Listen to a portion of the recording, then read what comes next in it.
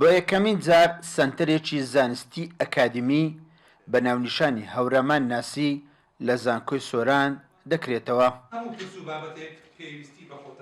هەورامان ناسی سەنتەرێکە بە مێتۆد و شێوازێکی ئاکادمیک بە دیسپلینێکی زانستی هەوڵدەدا کە تیژ قاتە سەر ڕەهەندە جیاوازەکانی کولتور و ژیانی هەورامان و ئەو شوێن و پێگەی کە هەورامان لە مێژوودا هەبووە سەر لە نوێ هێنانەوە کایەی ئەم ڕابردووی کە هەبووە بۆی بزانین چ شتێکمان لێمە لە ڕابردوودا هەیە لە چ شتێکی دەتوانین سوود وەربگرین.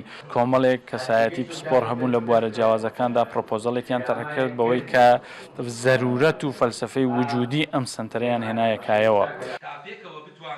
مەبەست لەکردنەوەی ئەو سەنتەرە بۆ زیاتر ئاشنابوونە بە کەلتور و فەرهەنگ و مێژووی هەورامان و شێوەزاری هەورامی واش بڕیارە لە ڕێگای چەندان توێژینەوە و بەدواداچوون و ئەنجامدانی کۆڕی زانستی و لێکۆڵینەوە لە هەموو کایەکانی ژیانی دانیشتوانی ناوچەی هەورامان بکرێت بە کۆکردنەوەی بەڵگەی مێژووی و دیکۆمنتاری. سەنتەرێکی هەورامان ناسیەکرێتەوە لە سۆران کە وەکو جۆگرافیا زۆر مەودایەکی دوور و درێژی هەیە تا هەورامان زۆر دوورە لێی هیچ هاوبەشیەکی نییە، بەڵام کە ئەم سەنتەرەکرێتەوە واتە تۆ یەکەم ستارتی پێناسەی نەتەوەیت لێدا.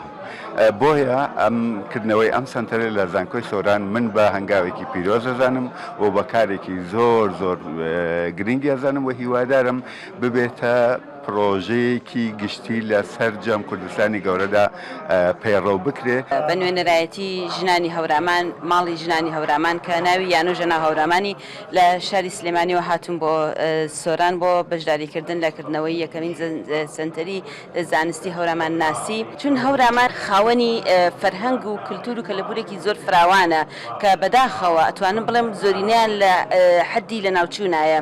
ئەگەر ئەم سنتەرە هیوادارم و ئەشتوانێت هەستێت بە کارکردن لەسەر هەموو ئەوانە و بەشداریکردنی لە هەموو شوێنەکانی تری کوردستان چ لە ناو کوردستان چ لە دەرەوەی کوردستان ئەتوانێت سوودێکی فراوانی هەبێت بۆ کۆمەلگا بۆ ژیانێکی سالم.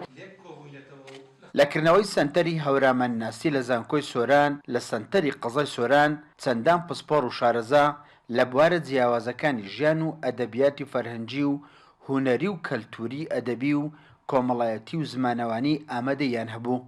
هاوکات شێوەی هەڵکەوتەی جوگرافی هەورامان لە ڕووی ڕووبەر و پێکهاتەوە گرنگی پێدەدرێت. ئیسماعیل عوسمان، کورسات نیوز، سۆران.